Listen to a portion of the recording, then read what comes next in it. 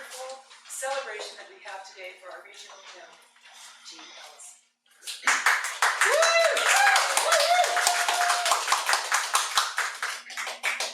To start off, I want to introduce to you, many of you already know, Karen Werner, who is a former SAC board chair who started this whole program. So she's going to talk a little bit about regional gym. Come on up, Karen.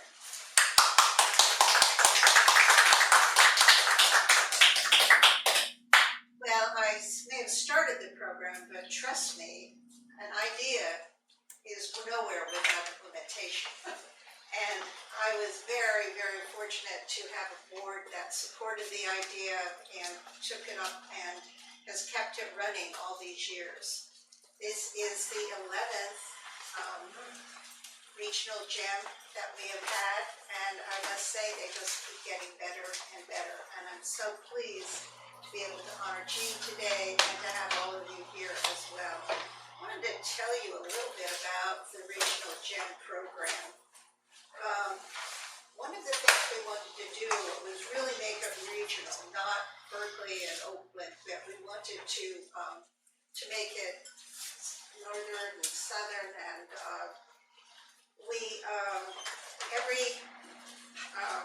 in even years, a storyteller from Northern California will be honored, and in odd years, it will be from Southern California. Any of you who are SAC members can nominate a regional gym for the coming year.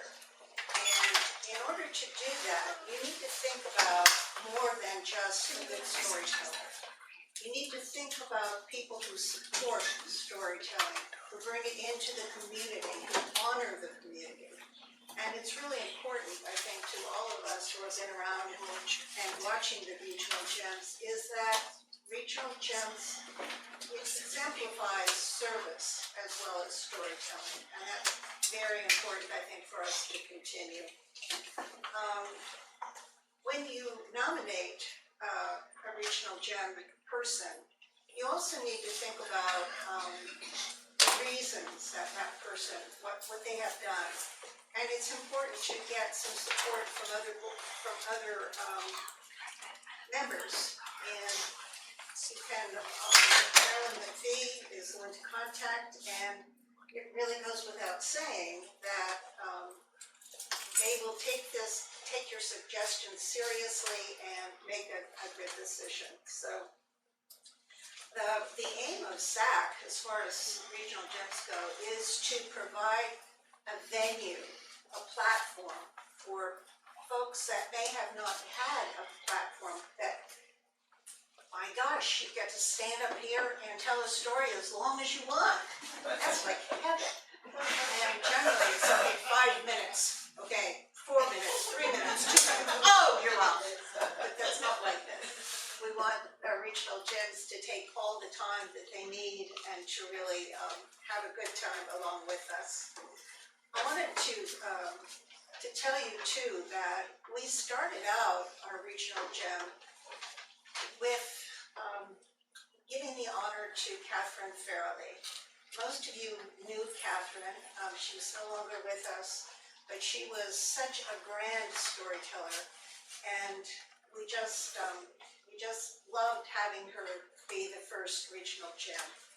Followed by Catherine was Kurt Waller. I think he's been up here before. Tim Araneta, which we adore. Woo! Yeah. No kidding.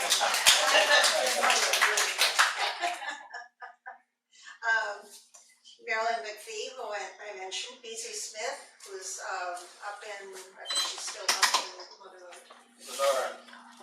Sonora. Yeah. Barbara Clark. And as we speak, one of our regional gyms.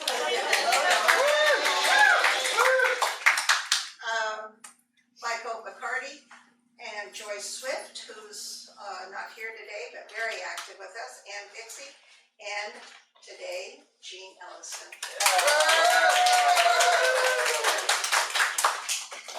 So without further ado, I will send you over to our next speaker. Thank you. And just a comment, if you have a Southern California person to nominate, next year is Southern California, so please share that with Marilyn and Pete. But I do want to say for this year, last year when we were talking and so on, the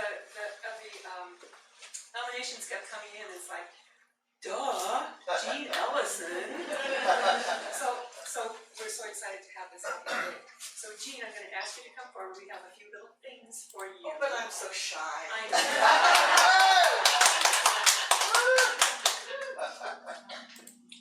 So first I want to give you this. Oh my goodness, that's a good picture of me. Wow.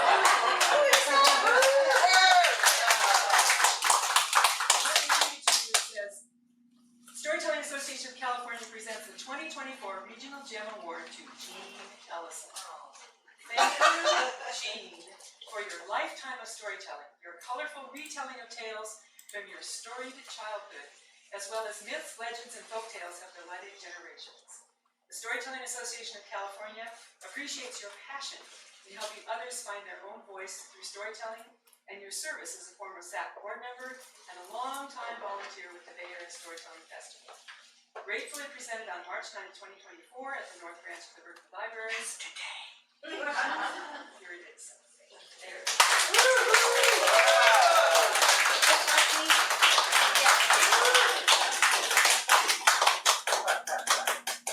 Then we have just a couple of little tokens. This is the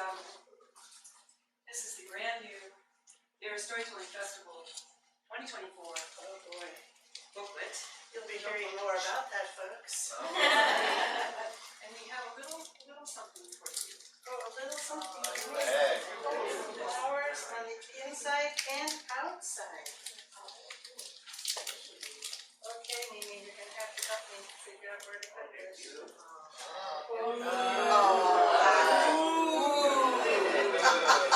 Can you almost taste that color? Thank you. You are so welcome. Thank you so much. Oh, I'm gonna put this down so I can get the height. All right. I love hugs. Thank you, You Sarah. are so welcome. Thank you. I'll get that out of your way. Thank you so much. Okay, so Here, let me take that for you. here you go. She's gonna tell us. I just want to add that our biggest problem with this regional gym presentation was to get Jean out of her shell. You can do it. You can. She skulks away. Even though it's her day, she asked me to tell a little story, so I'm so happy to do that.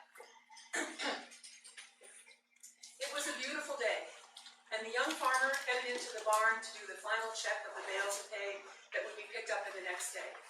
And as he always did, unconsciously, an unconscious habit, he tapped the pocket on the front of his overalls to feel that watch, that pocket watch that had been handed down from his grandfather to his father and now to him.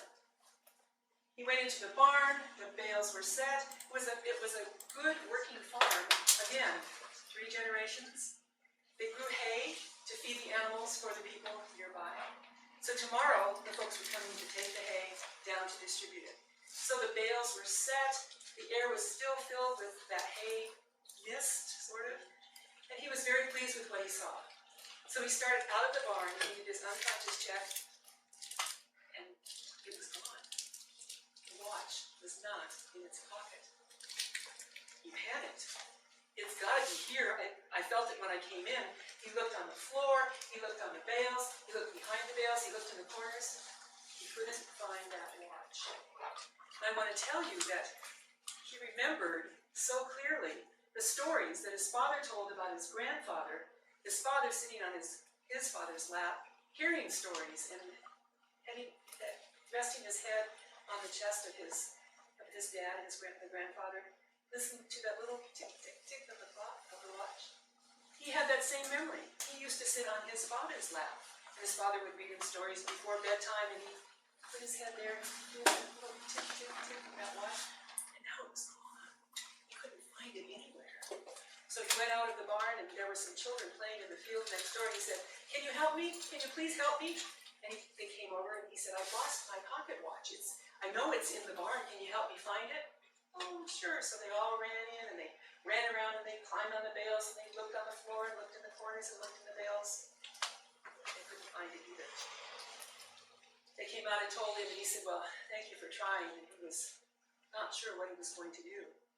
Then one little boy came back and he said, Do you mind if I go in and look by myself?" "Please, help yourself." So the little boy went into the barn, and it wasn't very long after that when he came out and he said, "Is this what you're looking for?" And there was that pocket watch. The farmer was delighted, and he took the watch and he said, How did you find it?" And the little boy said, "I went into the barn and I sat down and I closed my eyes and I listened. And I could hear a little tick, tick, tick. So I knew right where I had to go to pick it up for you." Well, the farmer was overjoyed, thanked him so much, put it in that pocket and snapped it shut. And again, it was a beautiful day. And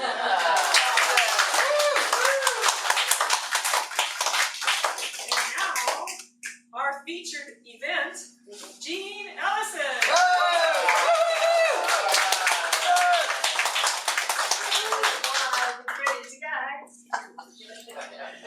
I did something just a little while ago, I broke my leg.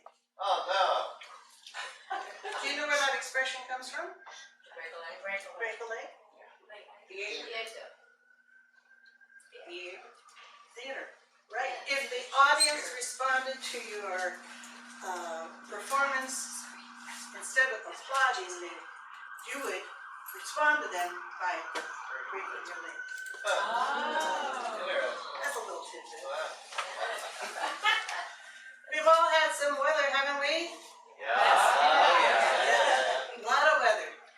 I have a little thing about weather. Whether the weather be fine or whether the weather be not, whether the weather be cold or whether the weather be hot, we'll weather the weather, whatever the weather, whether we like it or not.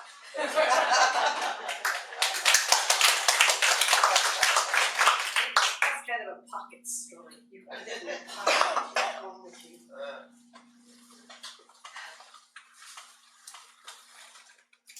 I want to tell you a story about my Nana. Now, when we were growing up, we didn't think to ask our parents or grandparents to tell us what it was like when they were growing up. So when I was working with the second graders in the schools, that was kind of my mission, was to try to enable those kids to know the kinds of questions that could possibly get a story about where they come from. And so this is a story about my Nana. And with regret that I never got a chance to ask her the questions I always wanted to. Didn't know I wanted to at the time. My Nana, Lyda Joyce Evans, was born on the Bonnie Doon Ranch outside of Castro Valley. And she was a pioneer kind of a woman. She went to Hayward High School in a horse and buggy. She made her own ketchup. She made her own dog food. She was widowed when my mother was still in school, so she had to provide for herself and her daughter, my mother. So she had a kennel that people would take their dogs to when they were going on a trip, just like we all need to do once in a while. And she took such very good care of them. I said she'd make their dog food, the gushy stuff. Great huge cauldron on the stove in her cozy kitchen in Hayward. Horse meat, that was big then. And she would have a big spoon and she'd put me on a stool so I could stir the pot of dog food. And I could help her feed the dogs, and it made me feel really important. And I must have been 5, 6 years old. One day I was stirring the pot, she said, Jean, you know how to do it. How would you like to feed those dogs all by yourself today? And I said, really? Wow, she was entrusting me with this important job. So together we took that big pot of stew out to the back stoop and down the stairs into an awaiting radio flyer wagon. I took the handle, I said, bye now. And I started up the dirt path back to the kennel. Now the kennel was way far in the background, and the kennel was nice. Each dog had their own room with a little tag of their name, and when they came and when they were leaving, how much to feed them, and any cautions that needed to be observed. As I was going down the path with that wagon full of stew for the dogs, she called out to me, Jean, hey, wait, just a minute. There's a new dog in number 7, and he's not to be trusted. In fact, he's mean. So what I want you to do, listen carefully. Are you paying attention? Listen carefully. I want you to put the kibble in the bowl, put the stew on top, just like it says on the little tag on the door. And then open the door to number 7, put it in and take your hand out and close the door. Right, okay, Nana, got it. No problem. All along the path toward the kennel, I was saying, number 7, number 7, number 7, number 7. Well, there was an aisle down the middle of this old barn that was converted into a kennel. And there were dogs on one side and dogs on the other. They all had an individual run. They could go outside and converse with the other dogs. But even though they barked, it didn't disturb anybody like it might here in Berkeley. So I did all the dogs on one side and came around. Oh, I just couldn't go right to number 7. I was going to save him for last. Every dog was fed. Still plenty of food. And I looked on the tag on his door and it said, 3 scoops of kibble and 1 scoop of stew. So I went and there's a little window that I could see inside his room. And I said, hello, Brutus. I brought you your supper. He didn't hear anything. No barking, no charging the door. Quiet. I said, I'm just gonna open the door and I get your dinner for you. So I opened the door and I looked in, I looked around. I didn't see any vile, wicked, terrible, dangerous dog. And I said, Brutus, I brought you supper. Nothing. So I closed the door behind me. Because if he hadn't come charging out at me when I first came in, he's gonna be a breeze to make friends with. So I walked over to the little cutout door that went to his outside run, and I got down real low and I said, Brutus, I brought your supper. Nothing. But then I heard him. And he was growling in that low, growly voice that you really don't want to hear. And he came in, he was showing me all of his teeth. And I said, Kimosabe, that's the only word I understand. Kimosabe, Brutus, I'm your friend, I brought you food. He wasn't having it. He was coming right for me. He came right up to me and I'm going, ugh. And then he turned and went over and sat right in front of the door. My only way out. Brutus was a lot smarter than I was. I was trapped in number 7 with this dog looking at me hungrily. Okay. good dog. Nice dog. Nice dog. Good dog. Look, you forgot to notice your dinner over there. Oh, and that little cutout door that goes out to the outside run. I made my whole body through there just like that. Out to the outside run, and chain link fence is higher than I could imagine. And I started climbing up that fence. Bruce was right behind me. Oh, Bruce, go home, Bruce. Nana! Nana! Yelling Nana at the top of my lungs. Brutus is not giving up. He's going for my feet. I get as far up as I possibly can. And I'm hanging on for dear life, and Brutus is persisting in being a very, very furious dog, scary dog. And I kept calling to my Nana, and then I saw the top of her head over the bushes. And she had long gray braid that was wrapped around on top of her head. And when she came around the corner and came right up to the other side of the fence that I was hanging on to for dear life.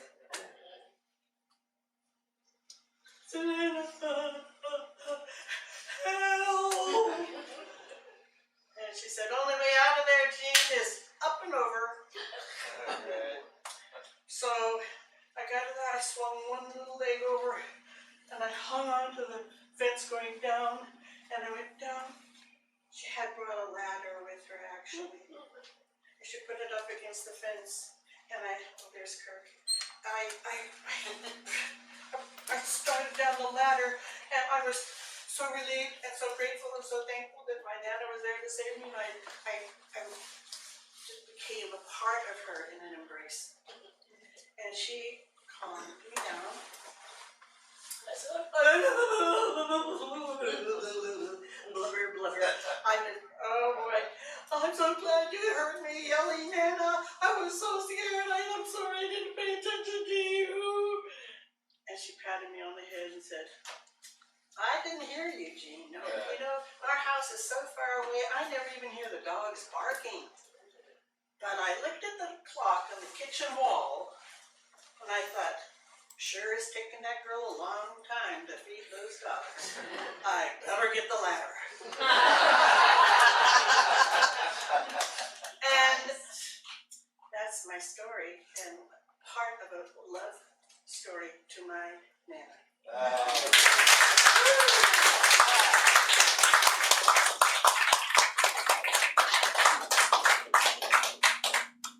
I want to share a story that I used to love telling at the Asian Art Museum, and I told it to so many schools, children, as well as a Corlander collection of stories from Korea. And I don't know, I could have a really squirrely class, and when I ended with this story, they were really quiet. They really paid attention. So this is a story I want to share with you. It's called The Tiger's Whisper. Long ago, in a far-off village in Korea, there lived a young couple. They lived on a small farm, small plot of land. They lived simply, but they lived well, and they were happy. They helped neighbors, the neighbors helped them. It was a real community. But a terrible war broke out, and all able-bodied men were called off to fight in the war. Well, that left her alone on the farm. She managed quite well. And unfortunately for many, but fortunate for her, her husband returned. But when he did, he was a changed man. He didn't laugh, he didn't joke, he didn't help out around the farm. It was like he had this horrible, big, dark storm cloud on his head. He didn't say nice things to her. There was no teasing, no jokes, no fun. A woman, a neighbor in the village, suggested that there was a hermit, hermit that lived way up in the hills. And if you go and are nice to the hermit, he might be able to make a potion to cure your husband. Well, she thought, I've tried everything and nothing seems to work. I might as well try the hermit. So early in the morning, she walked up to the hermit's hut. And it was a long walk. It was a strenuous walk. And she got to the hut. It was a small, really strange looking hut. And she knocked respectfully on the door. And the hermit opened the door and says, "What do you want?" I heard that you could make a potion, that you're good at making potions. And you see, my husband went away to war, and when he came back, he was so changed. He was mean, he was angry, I've tried everything to cure him, to bring him back to who he was when he went off to war. Can you make a potion?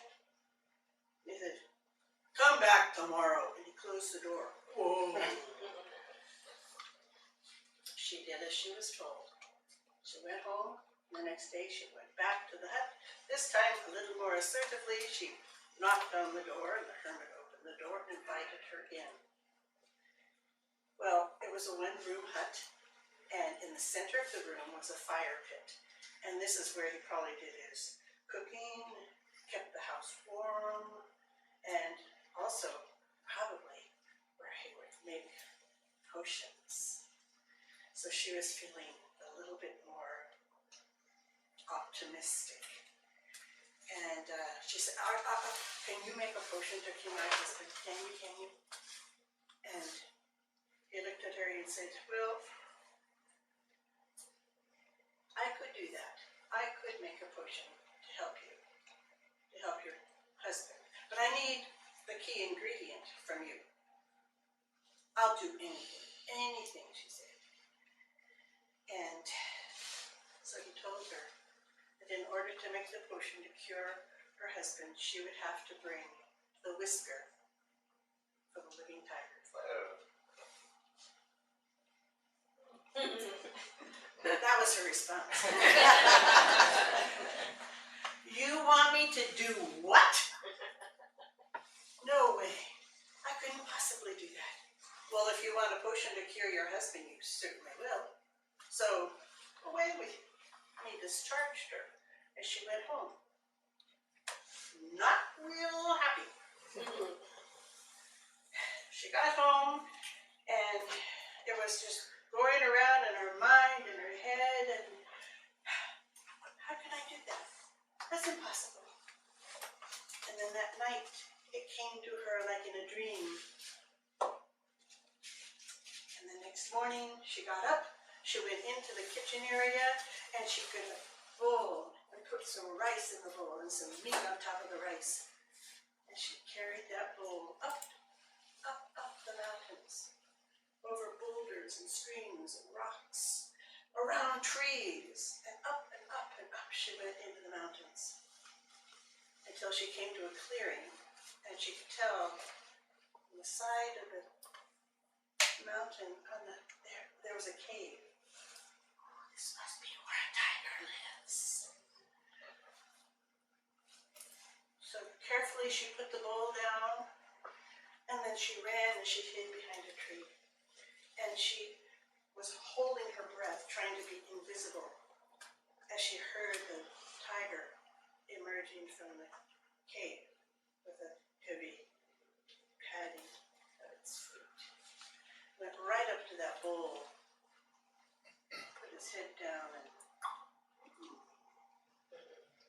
looked around, kind of in the direction where she was hiding. Look, there was something else. But this looks good. So he puts his head down and he eats every morsel of rice and meat, cleans the bowl, and then stretches like cats do after a good meal. He kept looking in the direction of that tree where the woman was hiding. And turned around and padded back into his cave. when it was completely silent, she quietly went up and picked up the bowl and ran home. Ran all the way home. Oh, she did it. But, okay. The next day she did the very same thing. She took the bowl, put some rice in there, put some meat on there, and did the whole journey all over again. Up into the mountains, up into the mountains to that clearing in the cave where a tiger did indeed live. And this time she moved that bowl just a little bit closer. And then she ran and hid. And she held her breath. And she heard the tiger's heavy footprints. She could hear it. Oh. And as she was holding her breath, and the tiger was looking in that direction. Oh, but that looks more interesting. And he bent down and he ate the whole, everything, every morsel of rice and meat. And then stretched, like tigers do after a good meal. All cats do. She waited till he was back in the cave. All was quiet. She picked up that bowl and she ran home. She ran all the way home. She did this every day for 2 weeks. The same path every day. Rice and meat in the bowl, hiding behind the tree. But this one day, she had inched her way closer to the entrance to the cave as she progressed. But this day she walked right up to the entrance to the cave. She put the bowl down and she stood there. She stood there. She could feel the air being pushed out of that cave. She could feel the earth moving under those heavy paws of that tiger. She could smell his breath. The tiger appeared, first the head and then the shoulders and then the part of his body. He came out of the cave and he looked down at the bowl and then he looked up at her. Curiously. And then he bent down and he ate every morsel of rice and meat in that bowl. And then he started to stretch. And then he sat down right in front of her.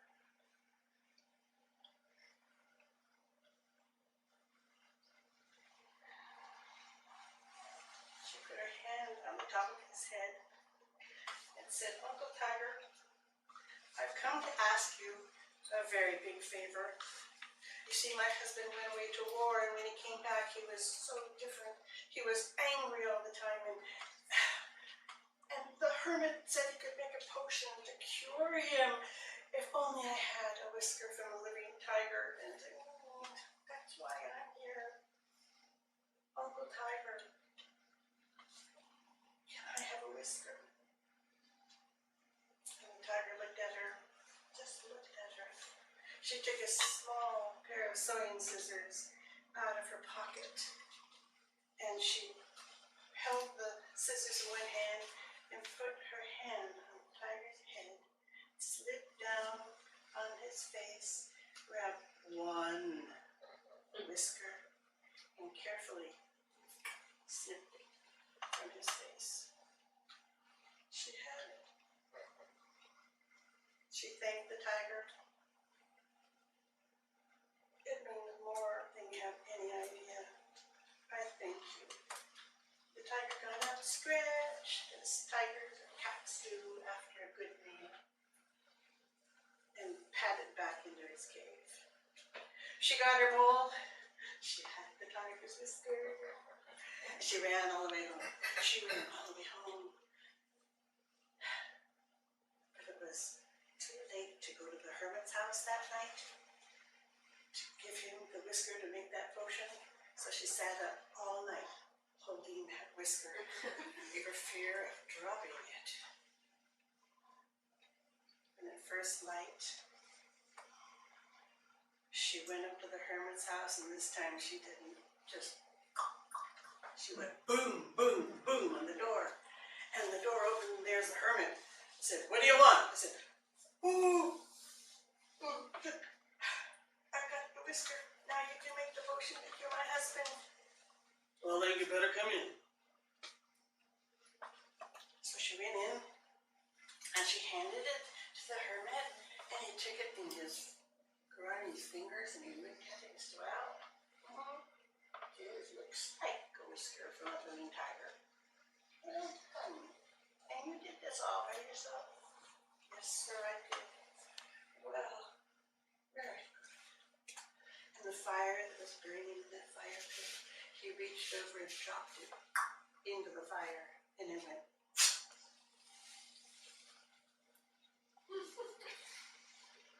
What have you done?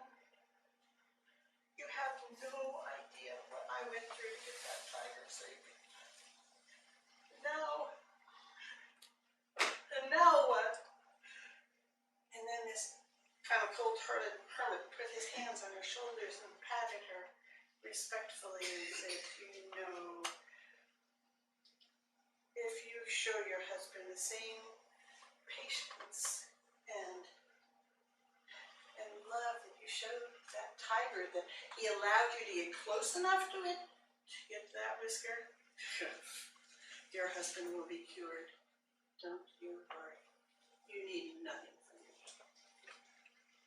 And still in disbelief over what had happened, she left thinking, oh my.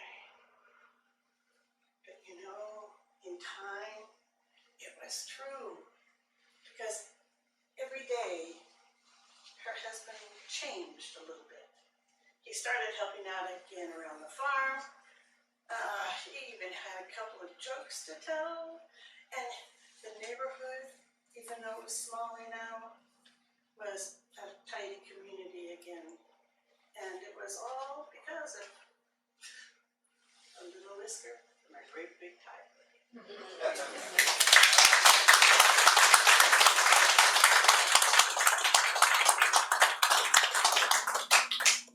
How are we doing time? You got it then. However long. Well, holy moly. I was walking my dog, not the dog I have now, but the last dog I had, the dog before that.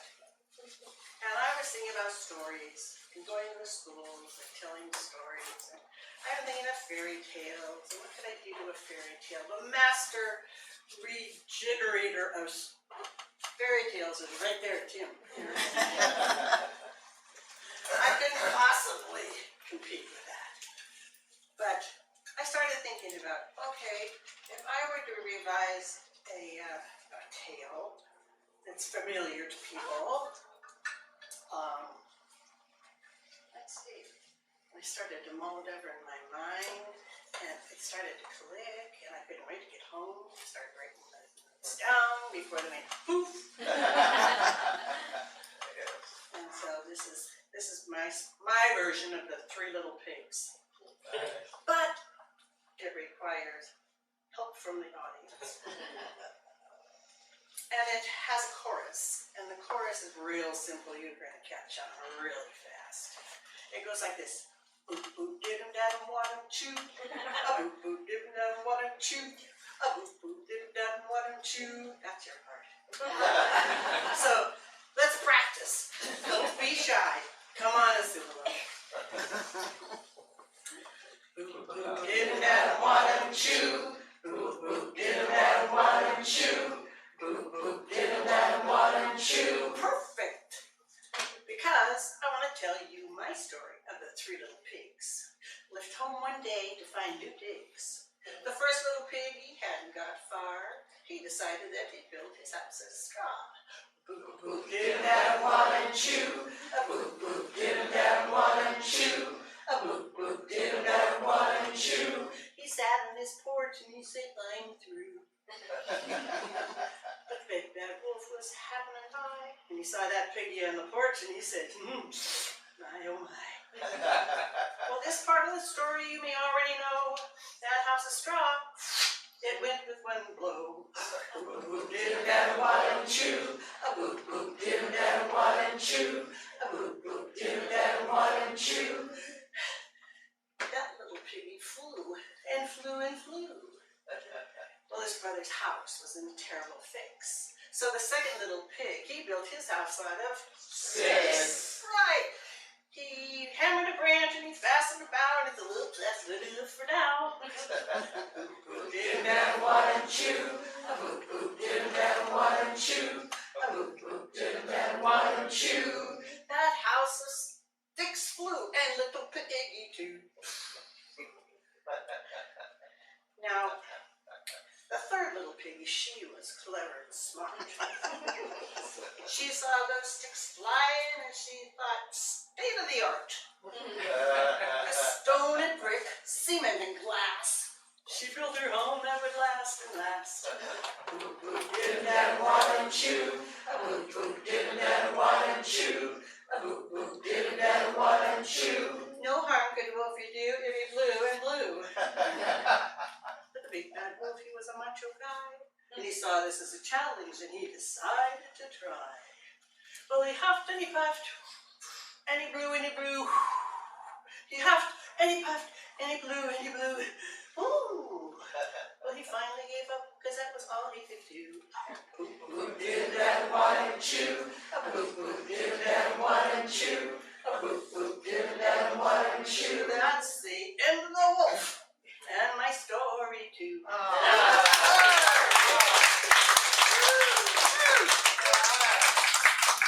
I think we're ready for some questions and answers. Oh, yeah? Yeah. Yeah, okay, all right.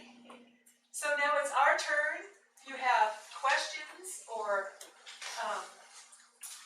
comments or thoughts that you want to share with Jean. now's Or the any time. of us. Or any of us. We now's have some other former folks too. regional Yes. gems. Right. So Ed, go ahead. So last year at the Bay Area Story Jam Festival, Jean, and she's gonna do it this year, ran the raffle. And I saw this dragon, this one here, there, and I bid and I bid and I just kept bidding until I got this thing. And she told me this was her dragon. She used it with kids all the time. So- Ed, would you go up onto the stage so everyone can see? On the stage. Huh? Oh, Would you here. go up to Walk on the live stream? I'll take it and put it on the. You can be part of our centerpiece, Draggy. Come on back. Nice. You missed me, right? So my missed you, Gene. Where have you been? so my question to you is, but you know what? how did you use it with kids? What did you do? Well, I told dragon stories from different cultures. I'm not going to tell any of those today, but I certainly have. Oh my God, look at. He looks just like how my dog looks at me when he's hungry. Isn't he lovely though? Yeah. Yeah. It's beautiful. There we go. Where's he from? Well, I use this now, and this is now Gene the Dragon. Gene the Dragon. Oh, I think he's enjoying this very much. Look at that mouth. And look at the golden horns. I love it. Jean, Thank you, Ed. how did you get into storytelling? Well, Rolly and I had to go to a principal's conference at one of Jason's schools. And when we walked in there, full of apprehension, I saw on the wall one of the storytelling calendars that Ruth Stoddard used to do. Oh. And I walked right over to it. And I said, whoa, that's cool. And she said, yeah, Ruth, that's one of her calendars. And she teaches courses at Dominican College, now Dominican University. And on storytelling, how to be a storyteller. And I said, that's what I want to do when I grow up. So I contacted Dominican College and signed up for the coursework, and after 2 years, I guess, of taking classes and all kinds of classes. Did anybody else go to Dominican? Yes, yes. You did too? You raised your hand, I thought, whoa! So, yes, I graduated from the program, and that's how I got started. And then I heard something about the Asian Art Museum. And the Asian Art Museum was putting out a call for storytellers to tell stories to second graders, because there was a docent program, but that was for an older age. And why not? Second graders, as I learned, are like sponges. Yes. And they love stories. And so I started telling stories. I got in one of the first programs at the Asian Art Museum and collected all the Helen Mary Stein and I collected all the stories that the storytellers could choose from to tell at different places. We started in the Hindu gallery. Oh, my favorite gallery. Those magnificent statues that are so ancient. But the stories are older than that, and the statues were created to keep those stories alive. So there was, a lot of heart in that. And I did that program with the exception of at least one Fulbright teacher exchange with my husband and the Peace Corps. So I had a leave of absence for a couple of those, but I think 15 years in all, I was telling stories at the Asian. And that was a really good place to go. I remember a Sunday, they had a Sunday program too, and at the old museum, which I loved, the new museum for me is cold. The old museum was intimate, and you really felt there when you were there instead of cold, industrial. Anyway, that's off the topic. Oh, the mind does wander. Anyway, I would go there and stand at the steps that led up to the Hindu galleries, and on Sundays, free storytelling on Sundays. And there was this great big huge man wearing Bermuda shorts, military style, and he was the only person to show up for stories. And I kept looking for parents with kids, like second graders, third graders, I didn't care. Anybody other than a great big huge Marine dude. And so nobody else showed up. So I said, if you can just transform your spirit to a third grader, we're going for it. And up the stairs we went, and he just had the best time. So those are just some tidbits about the Asian. But after that, I worked in the schools for 15 years. Second graders, my wheelhouse. Did you kind of get the second grade vibe in my stories? It brings out the kid in me, which is what I really like. Anybody else have a question? Comment? Kirk! Hi, Kirk! Hey, Kirk. Gosh, it's good to see you. Good to see Another you too. regional gem has arrived. And you're here and you can see us super low and misty. So I don't have a question, but I have a comment, a nice memory that I want to share. Good. Go on up here, Kirk. Come on up. So Yes, you can be on the live stream. Never mind. Oh, he's very shy. Like you. That thing isn't gonna hurt you, Kirk. All right, so what I want to share, just a nice memory that I love about Jean and her storytelling is she doesn't have an on-off switch. You know, I don't think she doesn't have an off switch. She doesn't have an on-off switch. Well, that's not what my teachers always say. Because sometimes, we perform, we get up. She's always fun, always zany, always compassionate, always just really genuine in her personality and and in her storytelling, it's a very thin, if any, transition. And I've always thought that made your storytelling so authentic, because it's you, and and I love that. And just another memory I just want to share way back in the days, in the SAC days, when we have the meetings at her house, and my kids were so little, and she'd have to let them go in up in the room and play Legos, and they don't remember everybody. Sorry. They remember her. They remember her, and it's so nice to see you all too grown up. And now one's about to graduate college, and the other one's a theater major in college. How come you don't age? She's still a storyteller.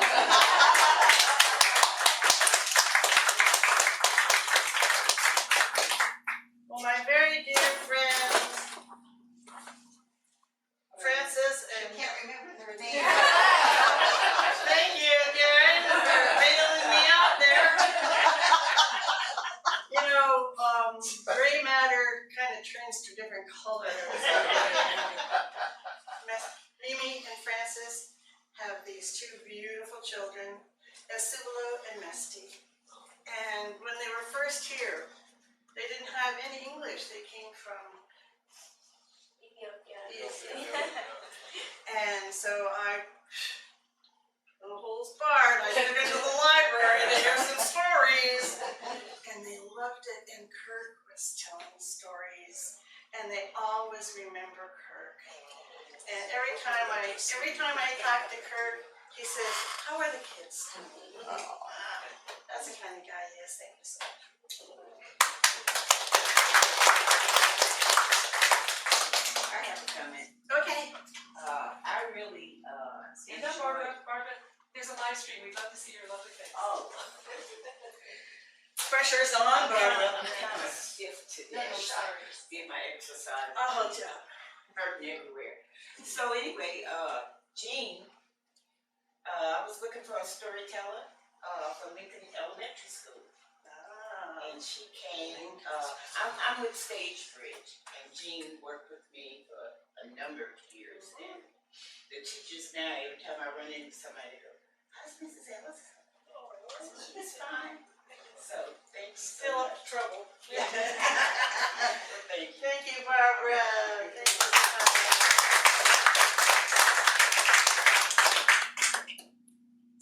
I have to say something about Jean. We all know Jean has a spark. Maybe it's that inner second grader. Yeah. But when I met you, I didn't know there was an inner second grader. I wasn't sure why you had that twinkle in your eye. And why. It's in the genes. Yes, maybe it was just the love of story. But I remember we were working on the Bay Area Storytelling Festival, and somehow we got on the topic of, how do you know you have a good life? Well, what is it when you have a lot of stories, when you have a lot of friends, when you have a lot of money, when you have a lot of brains, when you have a lot of heart? And we were talking and talking and talking. We would not stop. And all of a sudden, she says, we've been talking for hours, Tim. I'm really hungry. I said, well, let's go get lunch. And we went to a nearby restaurant, and the waiter knew you. And the waiter's like, Jean, good to see you. You have to have the special of the day. It's a platter of fish. And Jean's like, I don't know if I could eat a platter of fish. She's like, no, you can share it. And I said, that's fine with me. So we sat down and kept talking about what does it mean to have a good life. And we were talking and talking. Is it about being smart? No, it's about being compassionate to people. No, it's about telling stories. No, it's about being generous. We kind of landed on, to have a good life, you gotta have three things. You gotta have an inner second grader. You gotta tell stories. And you gotta be generous. You gotta offer things to people and be of service to others. And then the fish came. And it was a huge platter of fish. And there were two pieces. There was one big fish. Remember that, Gene? There was one big. It's a distant memory. Yeah. And then there was one little piece. But there were two pieces and there were two of us. And so you reached over and you took that big piece and you put it on your own plate. It was just a little one there. I hate it when you tell your story. And I said, Jean, I know you have an inner second grader, but we also just talked about being generous to others and giving to others. And you said, what's the point? It's lunchtime, I'm eating. And I was like, you took the biggest piece for yourself. And you said to me, Tim, taken the big piece and offered it to you and kept the little one for myself. And you looked at the little one and you handed it to me and said, there you go.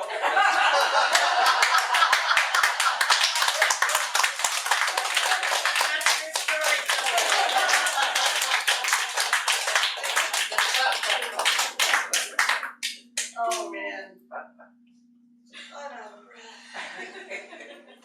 Anybody else have favorite roast, Jean? We got barbecue sauce, everything.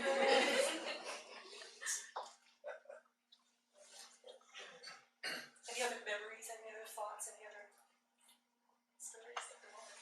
Well, we still have time, and what I'm gonna say now is, Jean, thank you so much, you are awesome. This has just been fabulous, and couldn't be a better regional gem this year. We're so happy that you are here and still telling us stories. Oh, thank you so much. So thank you so much,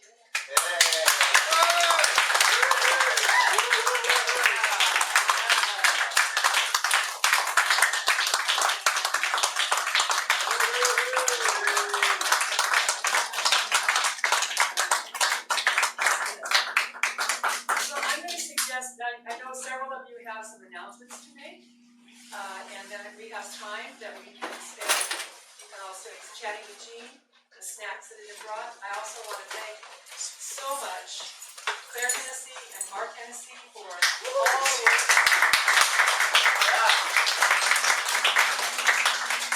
And Tim Araneta and Claire Hennessy for all the refreshments here. And I suspect they don't want to take a lot home, so hopefully you're going to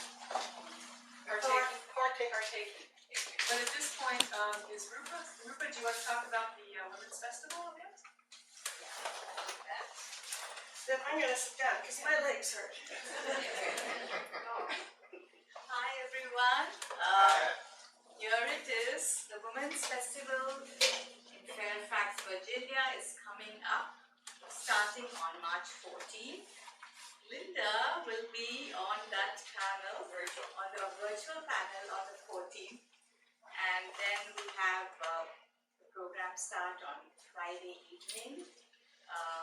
Claire and I will be there in person, Claire Hennessy. And I can't wait, I know she's going to be really funny. No pressure, right? And hopefully I won't get, I won't feel nervous because she's going to be there cracking us up. So, so we are telling on Friday night, Saturday, when do you tell? 2 o'clock. Okay, I'm with you. Oh, yeah. We are like So we do the twins, we go together. Saturday as well as Sunday evening I'm on again. When are you on Sunday? Last show. Not sure. Okay. So we're together, aren't we? California's And together. the good news is you don't have to travel there paying last minute, high fares. You can get a virtual ticket and you can watch either live stream or you can watch, I think for the next month they give you a link, you can keep watching. And the producer Jessica and her team are doing a really good job as they have in the past few years. So I think you'll enjoy it even if you get a virtual ticket and you can still support us. So here it is, feel free to grab one on your way out. Thank you so much. Thank you. Claire and Linda, you want to come up and talk about the Bay Area Storytelling Festival? Yes! Please. Please use your crowd. Oh, yes. Oh, that one. Yeah, especially if you're not feeling like you don't want or can't travel up to Santa Rosa for the festival this year, please come to our Legends in the Living Room. It's a fundraiser for the festival, and it's going to be actually at my house again. But we have Sheila Arnold and Diane Verlotte this year, so I think it's going to be a really wonderful. April the 6th.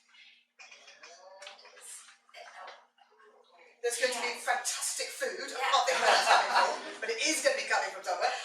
Shags is actually going to make paella, which has Oh. been telling us for years and years and years that he's going to make. So finally he's going to make that and we're going to celebrate lots of really big shit. Yeah, so you don't want to miss it. So that's a fundraiser for the Bay Area Storytelling Festival, which is going to be the first weekend of May in Santa Rosa at this fabulous new theatre, only just being built, so fancy that every seat has its own air conditioning control.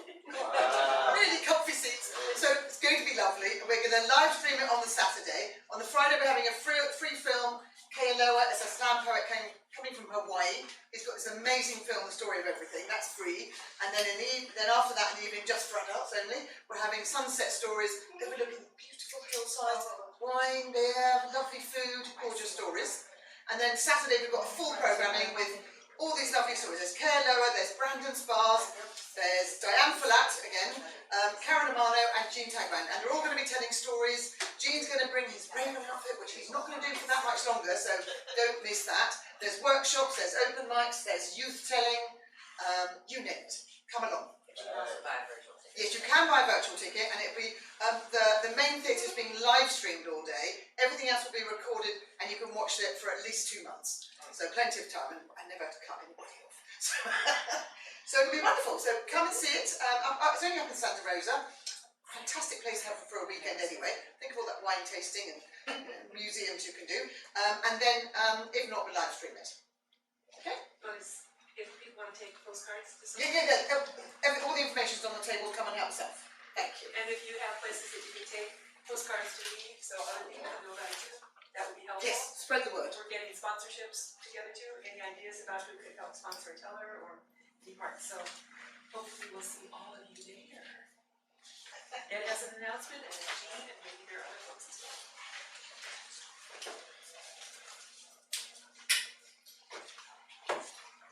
Next Saturday is the second Sacramento Valley Storytelling Festival, put on by the Sacramento Storytellers Guild. And last year we featured Claire and Corey Rosen, and this year we have Kurt Waller and Joel Benizzi. So it's going to be a great festival. From 11 to 12, Willie Claflin and myself are going to put on a children's concert for preschool and elementary school children, with storytelling, puppetry, singing, dancing. And then from 12 until 5:30, we have the feature. Joel's going to do a workshop from 12 to 1, and then Kirk and Joel each have a half-hour performance. Then we have 6 regional tellers. We've got an open mic, and then Kirk and Joel come back and finish it off with a half-hour each again. So, and you can cover any parts of it. The children's concert's $10. The whole festival, even the children's, is $25. So it's very reasonable. It's in West Sacramento. So I just drove from Sacramento here. It's about an hour and 15-minute drive. It's in the community center, a nice room, and I'll put flyers up here. There's a children's part and the festival itself. Great, thank you.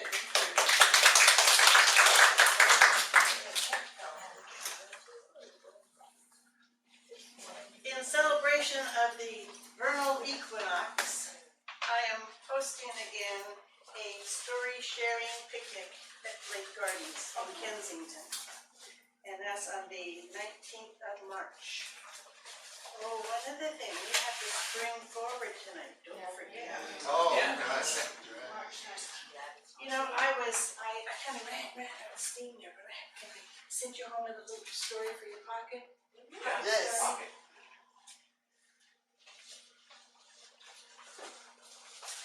Once there was an elephant, and the elephant was walking down the path and stopped right in its path. There was a teeny tiny little hummingbird on her back with her feet straight up in the air. What in the world do you think you were doing? Oh, well, I heard that the sky is gonna fall today, so I'm gonna hold it up. You with a teeny tiny toothpick legs, you're gonna hold up the sky. The way I see it, if there's a big problem, everybody's gotta do the best they can, and this is what I've been doing.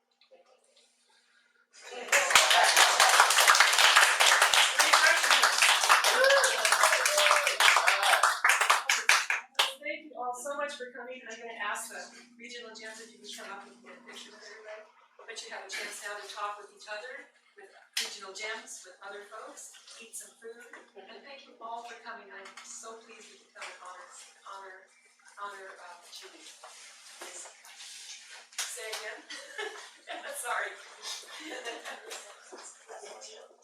And we're just going to say goodbye to everybody on YouTube.